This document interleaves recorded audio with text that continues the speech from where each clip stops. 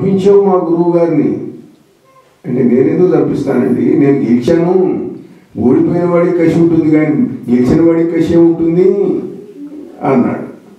అంటే లేదు, నీ శిష్యులు వెళ్ళి ఏదో చేశారు, నువ్వు చెప్పకపోతే ఎందుకు చేస్తారు వాళ్ళు, నీకు నేను శిక్ష విధిస్తున్నాను అన్నాడు. శిక్ష విధిస్తున్నానంటే మీరు మహారాజు, ఈ ప్రాంతానికి ప్రభువు, నేనేం చేయగలుగుతాను దానికి అన్నాడు. నీకు కళ్ళు పీకించే శిక్ష వేస్తున్నాను అన్నాడు. కళ్ళు పీకిస్తున్నాను నీకు అన్నాడు. అంటే ఆయన పండితారాచుల వారు అన్నారు, నా కళ్ళు మీరు పీకించడం దేనికండి, నేనే పీకిస్తాను కావాలంటే అన్నాడు. ఆయన ఒక చిన్న కత్తి లాంటివి తీసుకొని గుడ్లు 2 పెకలించి చేతిలో పెట్టుకొని, మహారాజా ఇదిగో మీరు విధించిన శిక్షను నేను అమలు చేశాను, అయిపోయింది కదా శిక్ష. అదేమిటయ్యా నువ్వు కళ్ళు పీక్కున్నావేమిటి, ఎట్లా సాధ్యం ఇది, ఎవరు చేయగలరు, ఏదైనా శివానుగ్రహం ఉంటే సాధ్యమే అన్నాడు. మళ్ళీ 2 కళ్ళు పెట్టుకున్నాడు. మళ్ళీ మామూలు కనిపిస్తున్నాయి. నువ్వు ఏదో గారడీ చేశావు, మమ్మల్ని అందరినీ ఏదో మోసం చేశావు. మోసం చేస్తే మళ్ళీ చూడండి, మళ్ళీ పీకాడు, మళ్ళీ చూపించాడు, 3 సార్లు చేశాడు. ఇట్లా రాజు ఒప్పుకోలేదు. నువ్వు పీక్కోవటము, నువ్వు మళ్ళీ అతికించుకోవటము మేము నమ్మము, ఇది మా భటులు తీయాలి అని భటులు పిలిచి మీరు ఆ కత్తితోటి ఆ కళ్ళు పీకేసేయండి అన్నారు. వాడు కళ్ళు పీకారు. కళ్ళు పీకితే వాడు పీకిన అవతల వచ్చిందే మళ్ళీ అతికించుకుంటాడు. అట్లా కాదు, వాడి కళ్ళలో జిల్లేడు పాలు పోయండి, ఈ కళ్ళేమో చిత కొట్టేసేయండి అన్న. భటులు ఆ పని చేశారు. ఇంకా ఇప్పుడు పెట్టుకో చూద్దాం అన్నాడు. ఇప్పుడు పెట్టుకోవడానికి కళ్ళు లేవు కదా మహారాజా, ఉంటే పెట్టుకుందును, చిత కొట్టారు కదా అన్నాడు. అందుకే శిక్ష వేశాను, ఇంకా పో అన్నాడు. అప్పుడు పండితారాచుల వారు బయలుదేరి భక్తులతో కలిసి అమరావతికి వెళ్ళారు. అమరావతిలో అమరేశ్వర స్వామి ఉన్నాడు. అమరేశ్వర స్వామి ఆశ్రితుల పాటి పాలిటి ఇలవేలుపు. అక్కడికి వెళ్ళి ఆ పరమేశ్వరుని స్తోత్రం చేశాడు. ఆయనకు కళ్ళు వచ్చినాయి. అమరేశ్వరుని యొక్క అనుగ్రహం వల్ల లభించినటువంటి కళ్ళు, దాంతో ఆయన ఎన్నో గ్రంథాలు రచించాడు. శివభక్తిని గురించి ప్రచారం చేశాడు. ఆంధ్రదేశం అంతా కూడా మహనీయుడైన సిద్ధ కవిగా, సిద్ధయోగిగా ప్రకాశించాడు. పండితారాచుల వారి చరిత్రను ఆంధ్రదేశంలో పాల్కురికి సోమనాథుడు రాశాడు. శ్రీనాథ మహాకవి కూడా రాశాడు, కానీ అది దొరకలేదు. పాల్కురికి సోమనాథుడు రాసిన పండితారాజ్య చరిత్ర దొరికింది. ఆంధ్రదేశంలో శివభక్తులు, శివగాథలు, శివక్షేత్రాలు ఎన్నో అద్భుతంగా ఉంటాయి.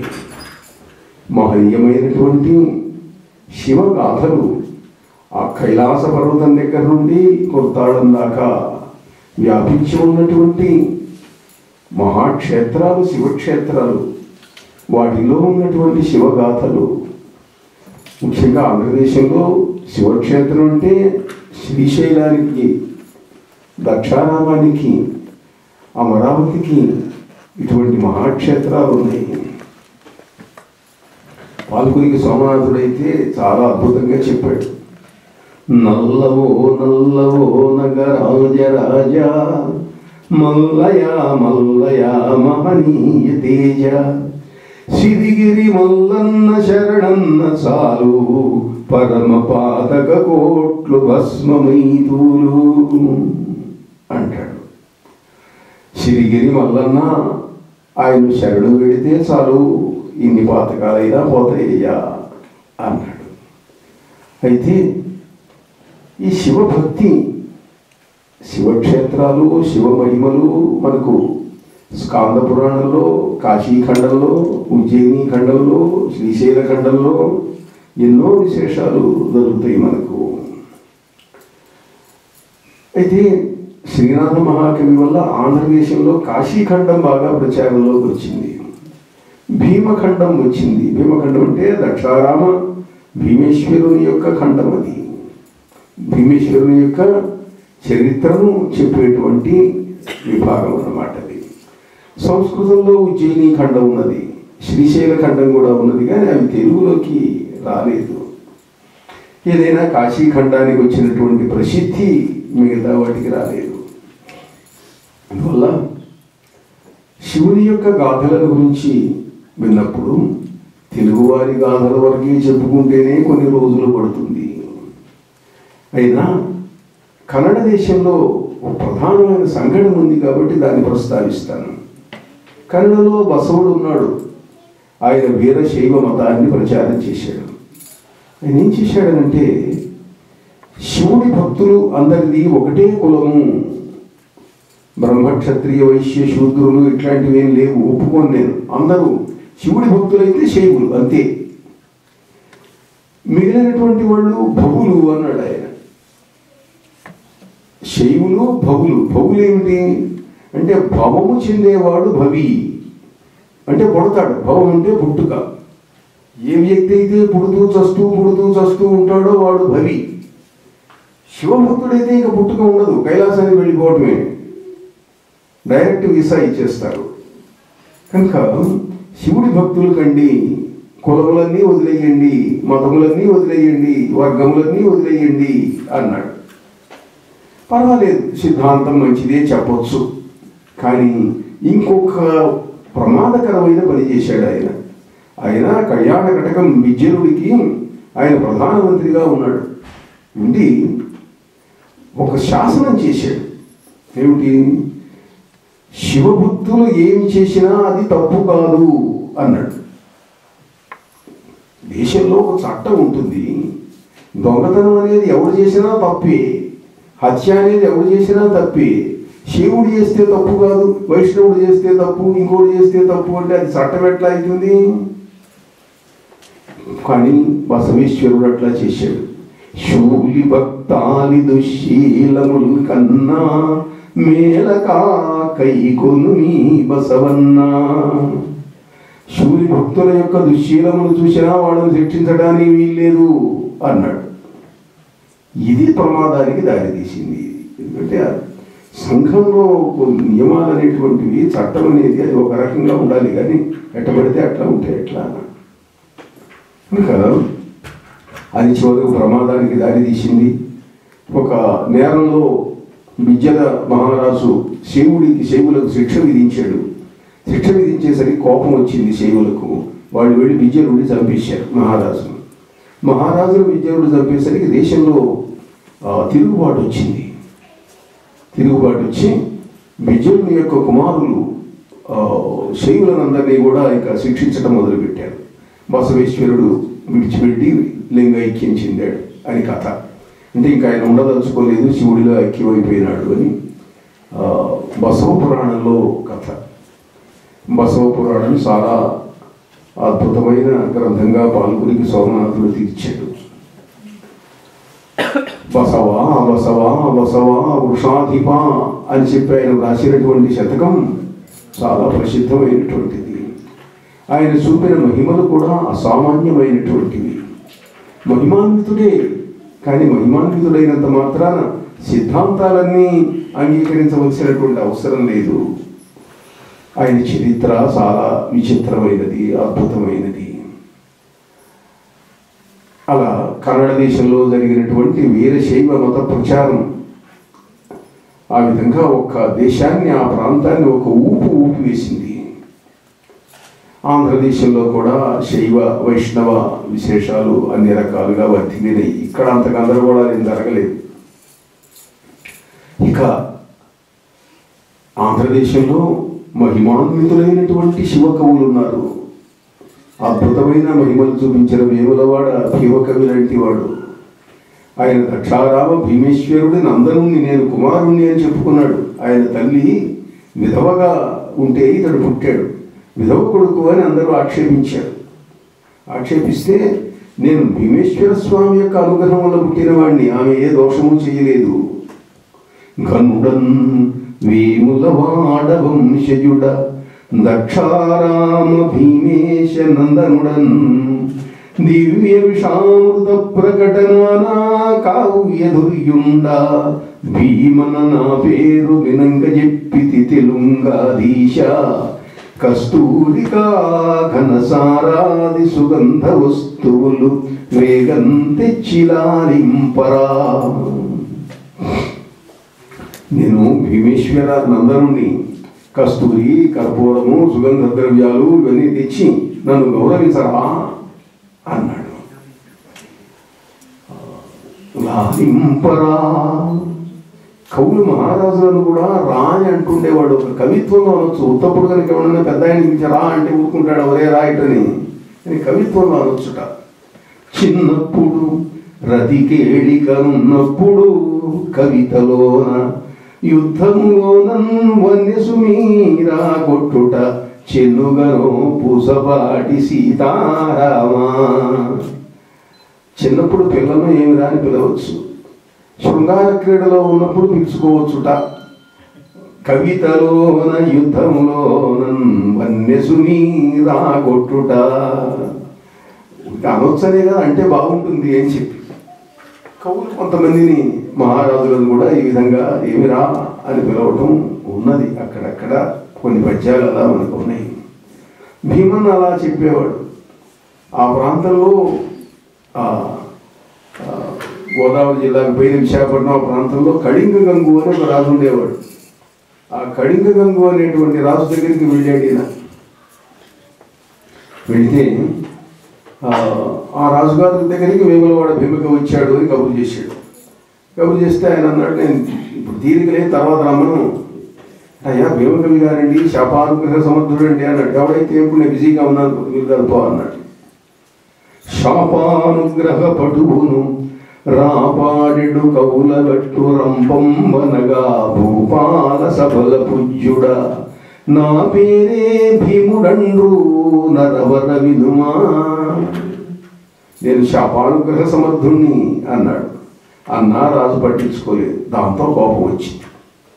వేములవాడ భీమకవి వేగమిజూచి కళింగ గంగుతా సామము మాని కోపమున సందడి తీరిన రమ్ము పొమ్మనెన్ మోమును చూడ దోసమిక 32 దినంబులావలం జామున గర్ధమందతని సంపద శత్రుల పాలు చేరుతన్. వేములవాడ భీమకవిని చూసి ఇట్లా అంటాడా ఈ రాజు, ఈ కళింగ గంగు? సందడి తీరిన తర్వాత రమ్మను, ఇప్పుడు బిజీగా ఉన్నాను అంటాడా? వీడి మొహం ఇంకా చూడకూడదు. 32 రోజుల్లో తర్వాత వీడి రాజ్యం పోతుంది, వీడు భ్రష్టుడైపోతాడు అని శపించాడు. శత్రువులు వచ్చారు, ఓడించారు. ఈ రాజు తప్పించుకొని వెళ్ళిపోయినాడు. ఎక్కడో మారువేషం వేసుకొని తిరుగుతున్నాడు, బిచ్చగాళ్ళలాగా తిరుగుతున్నాడు. బిచ్చగాళ్ళలాగా తిరుగుతుంటే ఒకరోజు రాత్రి పూట ఎక్కడో ఒక గ్రామంలో వెళ్తున్నాడు. రాయి తట్టుకొని కింద పడ్డాడు చీకట్లో. అంటే డ్యూటీ వేసేవాడు కూడా ఎవడూ లేకపోయినా అన్నట్టు. ఆ రోజులో రాజులు పోతుంటే డ్యూటీలు పట్టుకొని బట్టలు వెళ్తుండేవాడు. వీడెవడరా బిచ్చగాడు డ్యూటీలు కావాలని అడుగుతాడని అందరూ చూస్తున్నారు. చూస్తుంటే పక్కన వేములవాడ భీమకవి ఎందుకు ఆ ఊళ్ళో ఉన్నాడు సమయానికి. ఆయన అక్కడ బయటకు వచ్చి ఎవరయ్యా నువ్వు అన్నాడు. నేనండి వేములవాడ భీమకవి చేసిన జోగినండి అన్నాడు. అదేమిటి అంటే అప్పుడు ఆయన శపించాడు, అందుకన్నా రాజ్యం పోయిందండి అన్నాడు. ఇప్పుడు అందరూ అన్నారు ఆయనేనయ్యా భీమకవి, ఆయనతో నేను మాట్లాడుతున్నావు అన్నాడు. పోయి కాళ్ళ మీద కూడా అయ్యా క్షమించండి, పొరపాటు అయిపోయింది, రక్షించండి అంటే దయ కలిగి వస్తుందిలే పో. 1000 గజంబులుండ 10,000 తురంగములుండ ఆజిలో రాయల గెలిచి సజ్జనగరంబున పట్టము పెట్టుకోబడిన్ రాయ కళింగ గంగా. కవిరాజు భయంకర మూర్తి చూడ రాబోయడి మీనమాసమున పునమి పోయిన షష్ఠి నాటికిన్. రాబోయే కొద్ది కాలంలోనే నీకు మళ్ళీ రాజ్యం వస్తుంది, సైన్యం వస్తుంది, ఏనుగులు వస్తాయి, గుర్రాలు వస్తాయి అన్నారు. అట్లనే అయినాడు. అట్లా శాపానుగ్రహ సమర్థులైనటువంటి మహనీయులు ఉండేటువంటి వాళ్ళు కవులలో శ్రీనాథుడు లాంటి వాడు శివభక్తుడు అనుకోండి. ఆయన శాపానుగ్రహ సమర్థుడేమి కాడు, ఆయన భక్తుడు. అయినా దివ్యమైన తపస్సు చేసి సరస్వతీదేవి యొక్క శివుని యొక్క అనుగ్రహాన్ని పొంది మహాగ్రంథాలు నిర్మించాడు. అట్లా మహనీయులైనటువంటి శివభక్తులు, ఒక్కొక్క క్షేత్రంలో ఉన్న ఒక మహాపురుషుడు, వాళ్ళ గురించి చూస్తుంటే ఎంత ఆశ్చర్యం కలుగుతుంది. ఈ మహామహులు ఈ జాతికి ఎంత ఆదర్శప్రాయంగా ప్రవర్తించారు అని అనిపిస్తుంది. శ్రీనాథుడు అంటాడు, కమలాద్రి నిలయ మార్కండేయ శివమౌళి చంద్రాంశునవ సుధాసారధార. నీ కవిత్వానికి కారణం ఏమిటి అంటే, రాజమండ్రిలో మార్కండేశ్వర స్వామి ఉన్నాడు, ఆయన యొక్క అనుగ్రహం అంటాడు. వేదాద్రి నరసింహ విపుల వక్షస్థలి కల్హార మాలికా గంధలహరి ఆంధ్ర క్షమామండలాఖండనుండైన వేమభూపతి కృపావీక్షణంబు ఘోడరాయాంక సద్గురురాజ భీమేశ్వర స్వామి పద సమారాధనంబు. ఇవన్నీ నా కవిత్వానికి కారణాలు అని అంటాడు. ఇంకో చోటైతే పంపా విరూపాక్షుని జడలలో అలంకరించినటువంటి సుగంధభరితమైన రేల పూల తావి నా కవిత్వంలో పరిమళాన్ని తెచ్చింది అని అంటాడు. కవిత్వానికి పరిమళం ఉన్నది, కవిత్వానికి కాంతి ఉంటుంది, కవిత్వానికి వెలుగు ఉంటుంది, రుచి ఉంటుంది అని చెప్పిన మహాకవి శ్రీనాథుడు. వృధా కవిత్వం బాగుంటుంది, ఏదో పద్యాలు పాటలు ఉంటాయి, కానీ కవిత్వానికి ఈ గుణాలు కూడా ఉంటాయి అంటాడు ఆయన. పంపా విరూపాక్ష బహుజటాయూటికారగ్వద ప్రసవ సౌరభ్యములకు కర్ణాటకామిని కర్ణహాటకరత్న తాటంకయుగధాళధళ్యములకు తుంగభద్రా సముత్తుంగ వీచీ ఘటా గంభీర గుమగుమారంభములకు కళసాపుర ప్రాంత కదళీవనంతర ద్రాక్షాలతాఫలస్తవకములకు నిర్నిబంధ నిబంధమైనయు కవిత తెలుగునను సంస్కృతంబున పలుకదేర్తు అంటాడు. తుంగభద్ర వరదలతో ప్రవహిస్తుంటే ఆ అలలలో ఉండేటువంటి నాదం నా కవిత్వంలో ఉంటుంది. ఆ కళసాపుర ప్రాంతంలో ఉండే ద్రాక్ష పండ్ల రసంలో ఉండే రుచి నా కవిత్వంలో ఉంటుంది. కన్నడ కాంతలు తమ చెవులకు ధరించే ఆభరణాలలో ఉండే వజ్రముల యొక్క కాంతులు నా కవిత్వంలో ఉంటవి అని అంటాడు. మహాకవులు తమ భక్తిని, తమ శక్తిని అనేక రకాలుగా చూపించుకుంటూ ఉంటారు. హిమాలయ ప్రాంతం నుండి వచ్చినటువంటి శివభక్తులు ఎంతోమంది అద్భుతమైన కవిత్వాన్ని వివిధ భాషల్లో చెప్పారు. సుందరనాథుడు అనేటువంటి ఒక కవి, ఒక మహాకవి కైలాసం నుంచి, కైలాస ప్రాంతం సిద్ధాశ్రమం నుండి బయలుదేరి కాశీ వచ్చాడు. కాశీ వస్తే అక్కడ అగస్త్యుడు ఉండేవాడు, ఆయనకు చిన్నప్పటి స్నేహితుడు. అగస్త్యుడి కోసం కాశీ వస్తే అగస్త్యుడు ఇక్కడ లేడు, సౌత్ ఇండియాకి వెళ్ళాడు అన్నారు. అదేమిటి దక్షిణ దేశానికి ఎందుకు వెళ్ళాడు అని అనుకుంటే వింధ్యపర్వతం యొక్క గర్వాన్ని అణచటం కోసం వెళ్ళాడు. మరి ఇప్పుడు ఎక్కడున్నాడు? ఇప్పుడు అక్కడెక్కడో కుర్తాడులో సెటిల్ అయినట్టయినా సరే అక్కడికి వెళదామని బయలుదేరాడు. బయలుదేరి తమిళ దేశానికి వచ్చాడు. ఒక కొండ, వరదలు కొండలు అన్ని నగరాలు దాటుతూ వస్తున్నాడు కుర్తాడం చేరాలంటే. ఇప్పుడంటే ఏదో దాదాపు ఆ కొత్తడానికి ఒక గంట దూరం వరకు విమానంలో వెళ్ళచ్చు, రైల్లో వెళ్ళచ్చు, కార్లలో వెళ్ళచ్చు. ఇప్పుడు దేశకాలలో వచ్చినటువంటి మార్పుల వల్ల ఆ రోజుల్లో కొండలు, గుట్టలు, అరణ్యాలు, ఎన్ని మహానదులు, వనములెన్ని, గిరీంద్రములెన్ని, బోయవీళ్ళెన్ని, నగంబులెన్ని, జనహీన మహోగ్రపదంబులెన్ని, నీవు దాటి, ఇవన్నీ దాటి వెళ్ళాలి వెంకటి రోజుల్లోనంటే. వెళ్ళాడు పాపం. ఒక కొండ మీద దగ్గర ఒక గ్రామం ఉన్నది, నడిచి వెళ్తున్నాడు.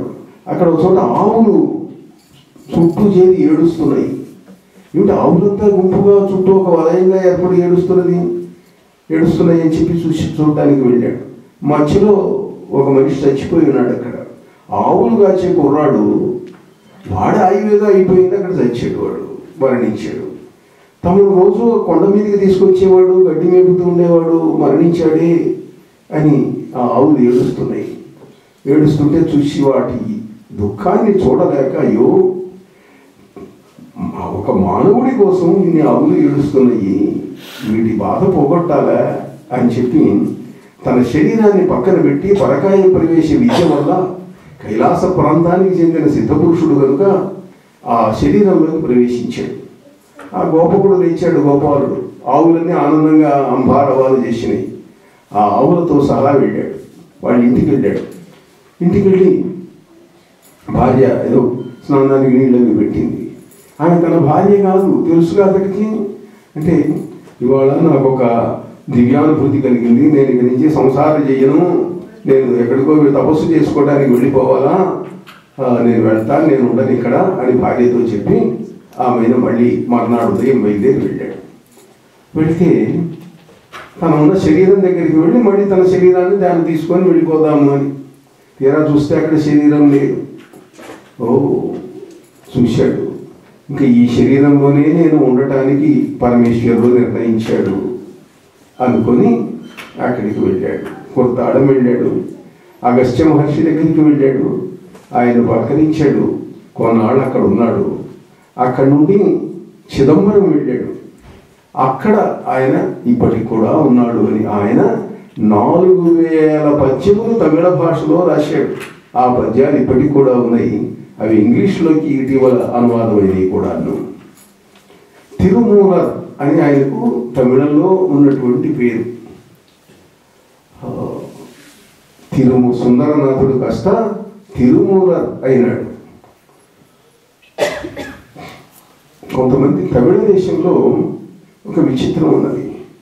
వాళ్ళు కొంచెం వాళ్ళ భాష అంటే వాళ్ళకు తెలుగు వాళ్ళకు కొంచెం ఎక్కువ ప్రేమ అభిమానం ఎక్కువ. వాళ్ళు సంస్కృతం మాటలు కూడా వాడటం మానేశారు. వాళ్ళు వాళ్ళ భాషలో నుంచి సంస్కృతం ఉత్తు అక్షరాలు, సంయుక్త అక్షరాలు ఇవన్నీ కూడా వాడరు.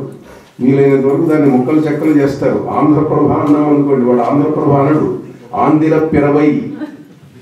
ఎందుకంటే సంయుక్తాక్షరాలు లేవు, ద్విత్వాక్షరాలు మాత్రమే ఉన్నాయి భాషలో. సునీత్ కుమార్ చటర్జీ అని చెప్పి బెంగాల్లో పెద్ద లింగ్విస్టిక్ ప్రొఫెసర్, ఆయన world famous professor Sunith Kumar Chatterjee.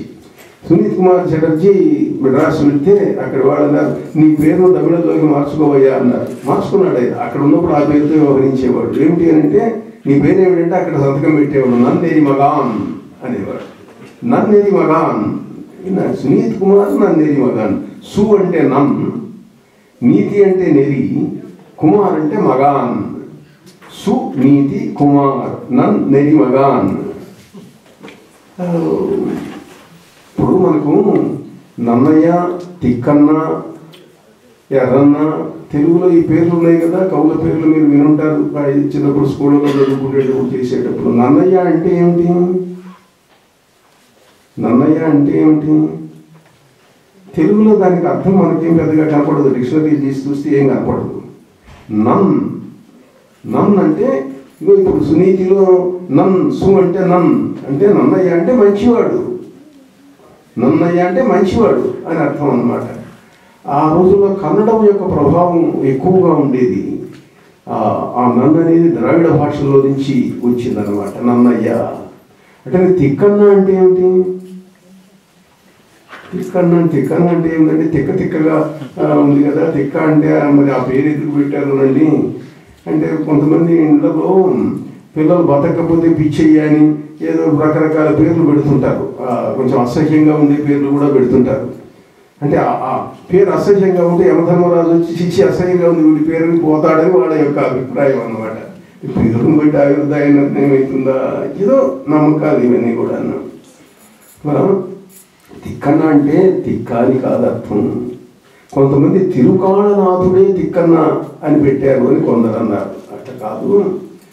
సంస్కృతంలో తిష్య అన్న ఒక శబ్దం ఉన్నది. ఆ తిష్య అన్న శబ్దం ప్రాకృతంలో తిక్క అని మారింది. ఆ తిక్క తెలుగులో తిక్కగా వచ్చిందనమాట. దానికి శుభము, మంగళము అని అర్థం. అంటే మంగళాస్పదమైనటువంటి మూర్తి అని అర్థం తిక్కన్న అంటే. కనుక భాషలో ఉండేటువంటి పేర్లు. ఆయన కూడా తిక్కన గారు కూడా ఆయన చెప్పుకుంటాడు, నేను శివభక్తుని అమలోదాత్తమనీష నేను భయకావ్య ప్రౌఢి వాడించు శిల్పమునన్ పరగుడన్ కళావిదుడాపస్తంభ సూత్రుండ గౌతమ గోత్రుండ మహేశ్వరాంఘ్రి కమల ధ్యానైకశీరుండ అన్నమగున్ కొమ్మన మంత్రికిన్ సుతుడతి కాంకుండ సన్మన్యుడన్. నేను మహేశ్వరాంధ్రి కమల ధ్యానశీలుణ్ణి, నేను శివభక్తుణ్ణి అని చెప్పుకున్నాడు తిక్కన గారు. ఆ విధంగా ఆంధ్ర కవులలో చాలామంది అట్లాంటి వాళ్ళు శివభక్తులు ఉన్నారనుకోండి. అదేవిధంగా ఈ భోగనాథుడి గురించి చెప్తున్నాను. అగస్త్యుడి శిష్యుడైనటువంటి భోగనాథుడు, ఇతడు కూడా హిమాలయాల నుండి వచ్చినటువంటి వాడు. హిమాలయాల నుండి వచ్చి అగస్త్యుడి యొక్క శిష్యుడు కాబట్టి ఆయన పాదపద్మాల దగ్గర ఉన్నాడు. మహాసిద్ధుడైనాడు అగస్త్యుడి యొక్క అనుగ్రహం వల్ల. అయిన తర్వాత ఒకసారి అతనికి అనిపించింది, గురువుగారు నేను కాశీ వెళ్ళాలని ఉందండి, మీరు చిరకాలం కాశీలో ఉండొచ్చారు కదా, మహాపురుషులు మీరు, నేను కూడా కొన్నాళ్ళు కాశీ వెళ్ళి విశ్వనాథుని సేవించుకుందామని ఉంది అన్నాడు. మంచిదైనా వెళ్ళిరా అన్నాడు. కాశీలో వెళ్ళిన తర్వాత అక్కడ కాళంగినాథుడు అనేటువంటి మరొక సిద్ధుడు ఉన్నాడు, పండితుడు, వేదాంగవేత్త. ఆయన దగ్గర అనేక శాస్త్రములు భోగనాథుడు అధ్యయనం చేశాడు అని భోగనాథుడి చరిత్ర చెప్తున్నది మనకు. అక్కడి నుంచి మళ్ళీ నేను కొత్తాళం వెళ్తానండి మా గురువు గారి దగ్గరికి అన్నాడు. అంటే కాళంగినాథుడు అన్నాడు, నాకు నువ్వు చిన్న పని చేసి పెట్టాలయ్యా అన్నాడు. ఏం పని చేయమంటారు గురువు గారు చెప్పండి అన్నాడు. నేను పూర్వజన్మలో చైనాలో ఉండేవాడిని, నాకు చైనాతో అనుబంధం ఎక్కువ కనుక అక్కడ నేను కొన్ని యోగ సంప్రదాయాలు ప్రచారం చేయాలి అని అనుకున్నాను. అది నేను పూర్తిగా చేయలేకపోయినాను. మళ్ళీ ఈ జన్మలోకి వచ్చాను. ఇప్పుడేమో నేను సమాధిలోకి వెళ్ళబోతున్నాను. నేను 3000 సంవత్సరాలు సమాధిలో ఉంటానని ఆజ్ఞ వచ్చింది. నేను ఇంకా చైనా వెళ్ళలేను. ఇప్పుడు నా బదులు నువ్వు చైనా వెళ్ళి అక్కడ ఈ మంత్ర సాధనలు వీటిని గురించినటువంటి ప్రచారం చెయ్యి అన్నాడు. మీ ఆజ్ఞండి అన్నాడు. బయలుదేరి వెళ్ళాడు భోగనాథుడు. అక్కడికి వెళ్ళి చైనాలో కొన్ని ప్రాంతాలలో సంచారం చేశాడు, కొంత చెప్పాడు. చెప్పిన తర్వాత అతనికి అనిపించింది, నేను చెప్పిన మార్గాన్ని కొద్దిమంది అనుసరిస్తున్నారు, నేను కనుక చైనీయుడి శరీరంలో కనుక ఉండేటట్టయితే వాళ్ళకి అభిమానం ఎక్కువ కాబట్టి ఇంకా ఎక్కువ ప్రచారం చేయడానికి వీలుంటుంది అని ఒక చైనా యువకుడి యొక్క మృత శరీరంలోకి ప్రవేశించాడు. మృత శరీరంలోకి ప్రవేశించి బోయాంగ్ అన్న పేరుతోటి అతడు చైనాలో చాలా మతశాస్త్ర గ్రంథాలు రాశాడు. బోయాంగ్ రచించినటువంటి మతశాస్త్ర గ్రంథాలు ఇప్పటికి కూడా చైనాలో ఉన్నాయి. ఈ పరకాయ ప్రవేశం అనేటువంటిది ఇదొక చిత్రమైన విద్య. ప్రాచీన మంత్రశాస్త్ర గ్రంథాలలో ఉన్నటువంటి విద్య ఈ పరకాయ ప్రవేశం. ఇటీవలి కాలంలో మీలో చాలామంది చదివిన గ్రంథాలు the third I, the ancient caves మొదలైనవి రచించినటువంటి ట్యూస్డే లోప్సాంగ్ రాంపా మొన్నటి దాకా ఉన్నాడు. 15 ఏళ్ళు కింది దాకా ఉన్నాడు, 10 ఏళ్ళ దాకా కింది దాకా ఉన్నాడు ఆయన ఇట్లా పరకాయ ప్రవేశం చేసిన వాడే. ఇప్పుడున్నటువంటి దలైలామాకు ఆయన టిబెట్లో ఉన్నప్పుడు సెక్రటరీగా ఉండేవాడు. సెక్రటరీగా ఉంటూ అతడు పూర్వజన్మలో సిద్ధుడు కనుక ఈ జన్మలో కూడా కొంత ఆ సాధన, ఆ శక్తులు కంటిన్యూ అయ్యి వచ్చినాయి. అతడికి యాస్ట్రల్ విషన్ ఉండేది. ఎవరి యాస్ట్రల్ బాడీనైనా అతడు చూడగలిగేవాడు. అప్పటికి ఇంకా చైనా ఆక్రమించుకోలే ఆ టిబెట్ను. చైనా అధికారులు ఎవరైనా వస్తే వీళ్ళు ఇట్లాంటి వాళ్ళండి, వీళ్ళు ఎందుకు వచ్చారండి అని చెప్పి అతడు యాస్ట్రల్ విషయంలో చూసి చెప్పేవాడు. చెబుతుంటే చైనా అధికారులకు అనుమానం కలిగింది. మన రహస్యాలన్నీ దలైలామాకు తెలుస్తున్నాయి, ఎట్లా తెలుస్తున్నాయి, ఎవరు చెబుతున్నారు అని చెప్పి అనుమానం కలిగితే ఫలానా వాడు ఎవడో ఉన్నాడు, వాడి దగ్గర దేర్ ఇస్ సంథింగ్ మిస్టేక్ అని తెలిసింది. ఈ మంత్రాలు తంత్రాలు ఇవన్నీ వీడి సంగతి చూద్దాం, వాడిని తీసుకురండి రా అన్నారు. తీసుకొచ్చి వాటిని కిడ్నాప్ చేసి థర్డ్ డిగ్రీ పోలీస్ ట్రీట్మెంట్ ఇచ్చారు. వాడి ఎముకలు విరగొట్టారు, హింసించారు, బాధించారు. వాడి ఇంకా బతకడన్న స్టేజ్లో తీసుకొచ్చి లాసాలో పటాలా రాజభవన్ ముందు వాడేసిపోయారు వాడిని. వాడికి కొన్ని గంటల కంటే బతికేటట్టు లేడు, ఎముకలు విరిగిపోయినాయి. కానీ ఇక్కడ టిబెట్లో ఇంకా సిద్ధులైన హిమాలయ యోగులు ఉన్నారు, బౌద్ధులలో ఉన్నారు. వాళ్ళు చూశారు, వీడు మన మార్గానికి చెందినవాడు, పూర్వజన్మలో మనవాడు, వీడిట సావనిస్తే మళ్ళీ ఎప్పటికి పుడతాడో, ఎక్కడ పుడతాడో, మళ్ళీ ఎప్పటికి సాధనలు చేసి తెలుసుకుంటాడో. అట్లా కాదు, వీడిని మామూలుగా సావనివ్వకూడదు. చస్తే స్మృతి పోతుంది. ఇంకో చోట పుట్టారు అని అంటే ఉంది, మీరు ఎవరో ఎక్కడి నుంచి వచ్చారో గుర్తుండదు అంత తొందరగా. ఎంతో సాధన చేస్తే ఎప్పటికో వస్తుంది కాస్త. అందుకని వాళ్ళు ఏం చేశారంటే, ఎవరైనా ఇప్పుడు మరణించేవాడు ఉన్నాడా, 1 గంట 2 గంటల్లో? ప్రపంచంలో ఇప్పుడు మరణించేవాళ్ళు ఉంటారు, పుట్టేవాళ్ళు ఉంటుంటారు. వాళ్ళు తగిన వ్యక్తి కావాలి. వెతుకుతుంటే లండన్లో ఉన్నటువంటి ఒక వ్యక్తి, అతడు ఆసన్న మరణుడుగా వాళ్ళకి కనిపించాడు. మరణించబోతుంటే ఆ వ్యక్తిని ఎంపిక చేశారు. ఆ వ్యక్తి యొక్క యాస్ట్రల్ బాడీని, యాస్ట్రల్ మైండ్ అడిగారు, నువ్వు ఎట్లాగో మరణించబోతున్నావు, వెళ్ళాలనిపోతున్నావు, నీ శరీరంలోకి మేము ఒక వ్యక్తిని ప్రవేశపెడతాము, నీకేమి ఇష్టమేనా, నీకు అభ్యంతరమేం లేదు కదా అని అడిగారు. అంటే నాకేం అభ్యంతరం లేదు, నేను ఎట్లాగో వెళ్ళిపోవాలనుకుంటున్నాను అన్నాడు అతను.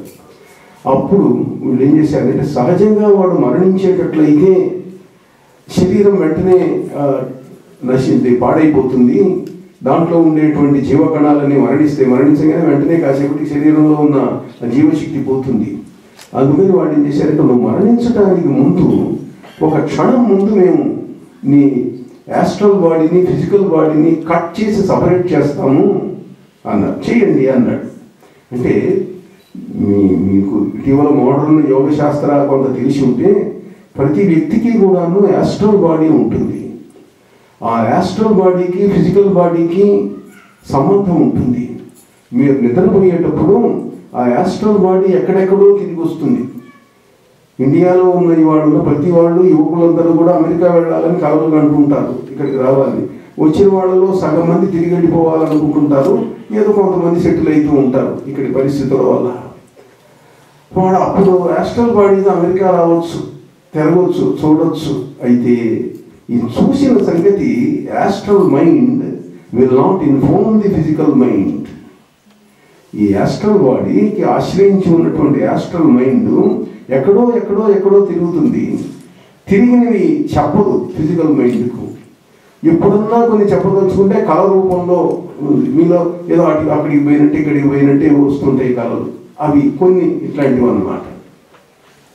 ప్రతి వ్యక్తికి ప్రతిరోజు కూడా నిద్రపోయేటప్పుడు వాళ్ళ యాస్ట్రల్ బాడీ ఎక్కడో తిరిగి వస్తూనే ఉంటుంది. ఈ ఫిజికల్ బాడీకి యాస్ట్రల్ బాడీకి మధ్య there will be an invisible silver cord, ఒక అదృశ్య రజత సూత్రము ఈ రెండు శరీరాల మధ్య ఉంటుంది. అది it will be highly elastic. ఎన్ని వందల వేల మైళ్ళైనా సాగుతూ ఉంటుంది అది, ఆ ఎలాస్టిక్ థ్రెడ్. ఈ థ్రెడ్ కట్ చేశారు ఈ లామాలు. కట్ చేసి ఈ లోప్సాంగ్ రాంపా యొక్క సిల్వర్ కార్డును తీసుకెళ్ళి ఆ బ్రిటిష్ డాక్టర్ యొక్క యాస్ట్రల్ కార్డుకి అతికిచ్చారు. స్లోగా ఇతడి యొక్క యాస్ట్రల్ బాడీ దాంట్లోకి ప్రవేశించింది. ఈ జీవుడు దాంట్లోకి ప్రవేశించాడు. So the physical body of the Lopsang Rampa, వాడు మరణించాడు, ఇంకా అయిపోయింది. ఆ వ్యక్తిలోకి ప్రవేశించాడు. ఆ వ్యక్తి యొక్క యాస్ట్రల్ బాడీ వెళ్ళిపోయింది. ఇక తర్వాత ఏదో స్వర్గ నరకాలు అనుభవించి తర్వాత జన్మకు వెళుతుంది, అది వేరే కథ. ఇంకా ఈ శరీరంలోకి ఇతడు ప్రవేశించాడు. ప్రవేశించిన తర్వాత మర్నాడు అతడు ఒక ప్రెస్ కాన్ఫరెన్స్ పెట్టాడు.